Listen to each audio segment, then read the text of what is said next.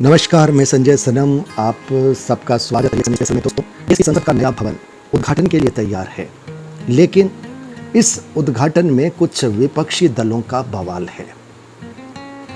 आपका विरोध किसी व्यक्ति से तो हो सकता है, लेकिन विरोध में आप लोकतंत्र के मंदिर के शुभ उद्घाटन पर भी बवाल खड़ा कर दें और उसका बहिष्कार करने की बात कर दें, तो फिर इससे आपकी राजनीति की मानसिकता समझ में आती है। कुछ ऐसा ही तमाशा इस देश के करीब 21 विपक्षी दल एक सुर में मिलकर के कर रहे हैं। और हैरत की बात यह है कि उनमें वे लोग भी हैं जो आज महामहिम के नाम की वकालत कर रहे हैं, लेकिन जब चुनाव के वक्त महामहिम का नाम आया था, उस वक्त उन्होंने उनके सामने उम्मीदवार खड़ा किया था। आज उनको आदिवासी समाज के सम्मान और गरिमा की बात याद आ रही है, लेकिन जब चुनाव में महामहिम खड़ी थी, उस वक्त वे भूल गए थे कि यह महिला आदिवासी समाज की आती है। उस वक्त सम्मान देना भूल गए, लेकिन आज मोदी जी का विरोध करना है। इसलिए अगर उनको महामहिम के नाम का, उसके पद का भी इस्तेमाल करना पड़ रहा है तो करना पड़े, वो ये भी कर रहे हैं। प्रदेश की जनता सब कुछ देख रही है। इस संसद के नए भवन के उद्घाटन में कुछ बातें और स्पष्ट होगी। 1947 में जो काम देश के प्रथम प्रधानमंत्री पंडित नेहरू नहीं कर सके, वो काम 2023 में नरेंद्र मोदी जी की सरकार में हो रहा है। सेंगोल समृद्धि संपन्नता का प्रतीक, शक्ति का प्रतीक, दंड का प्रतीक, उसको अब संसद के नए भवन में लोकसभा अध्यक्ष के आसन के पास स्थापित किया जाएगा। एक नई परंपरा, लेकिन इस परंपरा के साथ छिपा है हमारी संस्कृति का वो इतिहास, और उसका सम्मान किया है नरेंद्र मोदी जी की सरकार ने। इस बात के लिए बधाई दी जानी चाहिए। दूसरी बात, कांग्रेस के शासन में भी संसद के नए भवन के निर्माण की बात चली थी। गुलाब नबी आजाद जी का एक साक्षात्कार में सुन रहा था, उसमें उन्होंने सारी बातें बताई थी कि उस वक्त के स्पीकर शिवराज पाटिल साहब ने तत्कालीन प्रधानमंत्री नरसिम्हा राव जी से इस बात के लिए काफ़ी गंभीर विचार विमर्श किया था। और शिवराज पाटिल साहब ने यह भी कहा था कि 2026 तक तो हमें संसद का नया भवन तैयार चाहिए ही।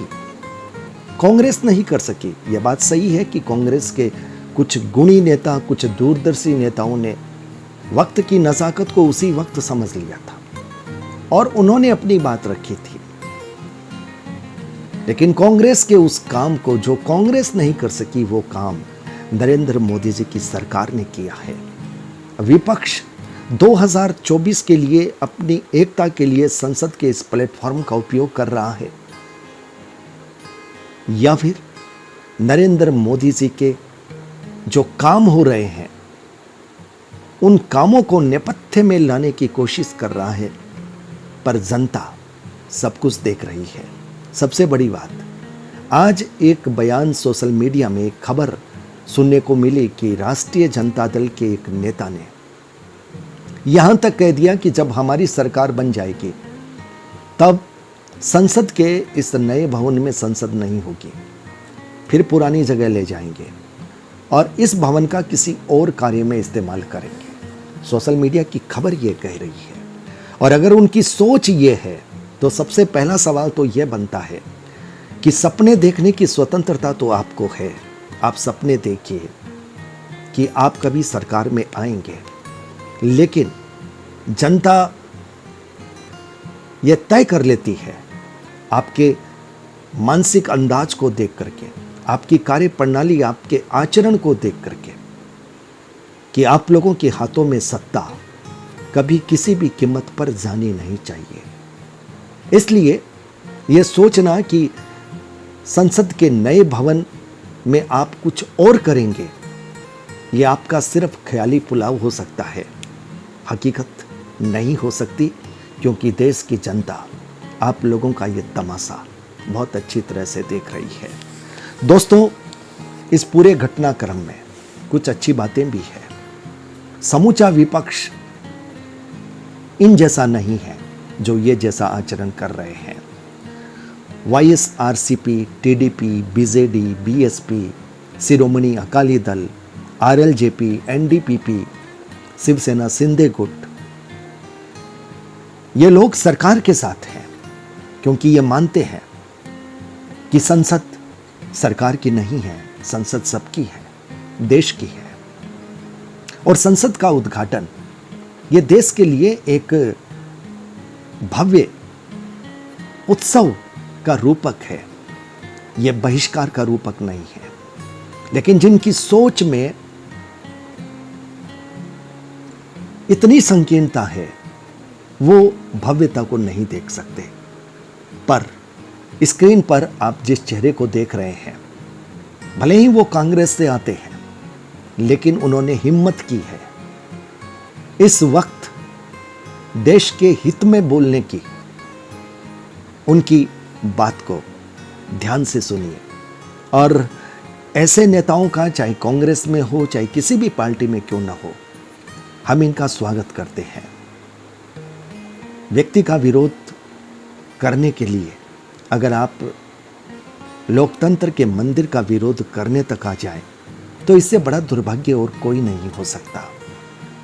और प्रमोद कृष्णम जी ने तो विपक्ष को यहां तक कह दिया है कि देश की संसद का, भारत की संसद का उद्घाटन भारत का प्रधानमंत्री नहीं करेगा तो क्या पाकिस्तान का प्रधानमंत्री करेगा। बड़ी हिम्मत, बड़ी दिलेरी।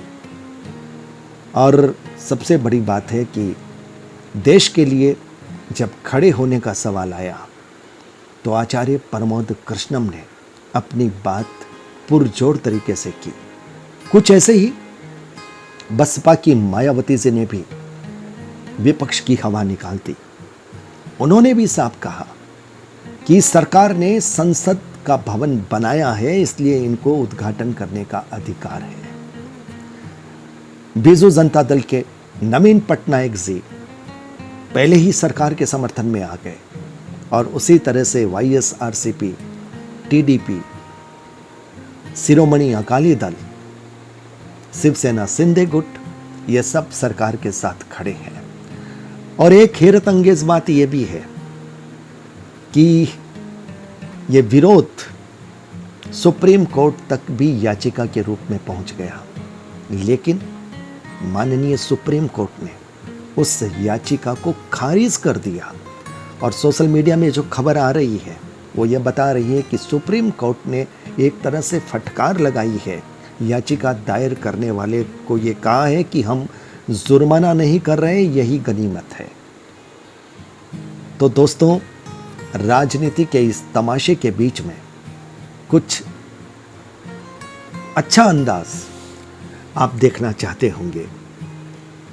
आचार्य प्रमोद कृष्णम जी का यह बयान निश्चित रूप से इस देश की आवाज है, अंतरात्मा की आवाज है। आचार्य प्रमोद कृष्णम किसी भी पार्टी से के मंच पर भले ही क्यों न हो, पार्टी का मंच बड़ा नहीं है, व्यक्ति का विचार बड़ा है। व्यक्ति के मन की भावना बड़ी है कि उसके लिए पार्टी बड़ी है या देश बड़ा है। आचार्य प्रमोद कृष्णम जी का यह बयान यह बताता है कि उनके लिए पार्टी नहीं, उनके लिए देश बड़ा है, उनके लिए संसद बड़ी है, उनके लिए देश की संस्कृति बड़ी है। इसलिए हम इस बयान को इस रिएक्शन स्पेशल में आपको सुना रहे हैं। सुनिएगा और कमेंट बॉक्स में आचार्य प्रमोद कृष्णम जी का आभार भी ज्ञापित कीजिएगा। तो सुनिए ये बयान। भी जब गृह प्रवेश होता है तो उस पर बधाई दी जाती है। ये तो अपने देश की संसद है। भारत की संसद भाजपा की संपत्ति नहीं है। भारत की संसद को भाजपा का समझना ठीक नहीं होगा। देश की संसद का उद्घाटन देश का प्रधानमंत्री नहीं करेगा तो कौन करेगा? क्या बात कही है, सुन रहे हैं आप? इससे आगे भी इन्होंने कहा है, वो भी सुनिए। देश की संसद भाजपा की संपत्ति नहीं है, लेकिन विपक्षी दल नहीं समझ पा रहे हैं। समझ सब पा रहे हैं, लेकिन उनके ज़हन में 2024 है। उनको ये लगता है कि मोदी सरकार एक के बाद एक जो काम कर रही है वो उनके राजनीतिक समीकरणों की गणित को गड़बड़ा रहा है। इसलिए ये तमाम विपक्षी दल तिल मिलाए हुए हैं, ये परेशान हैं, और ये बिल्कुल ऐसा लगता है जैसे कोई किसी के साथ खुन्नस निकालने की कोशिश करता है। सुनिए आचार्य प्रमोद कृष्णम जी ने आगे क्या कहा। क्या हिंदुस्तान की संसद का उद्घाटन हिंदुस्तान का प्रधानमंत्री नहीं करेगा, पाकिस्तान का प्रधानमंत्री करेगा? क्या सवाल है? हमें मोदी का विरोध करने का हक है। हम मोदी का विरोध करेंगे, करते हैं।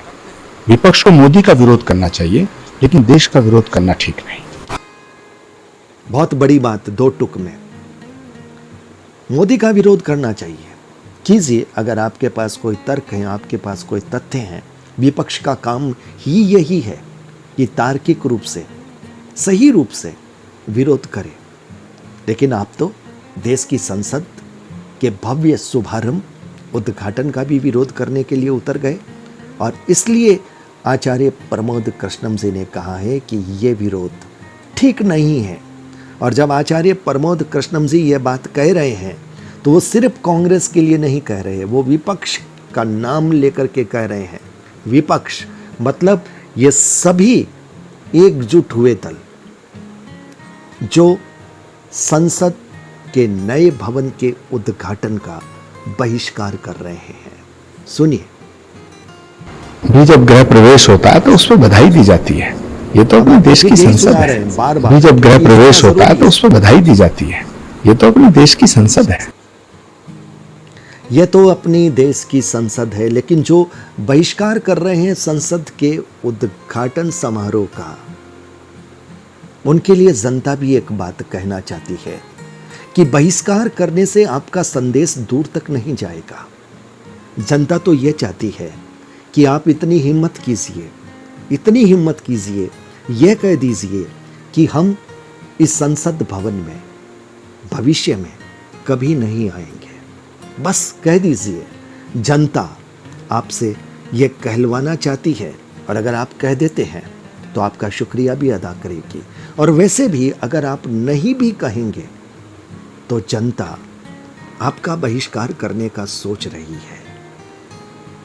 अब आप में से कितने दल और दलों के कितने लोग संसद भवन के इस नई इमारत में अपनी उपस्थिति चुन करके दे पाएंगे, ये 2024 में आपको पता चल जाएगा।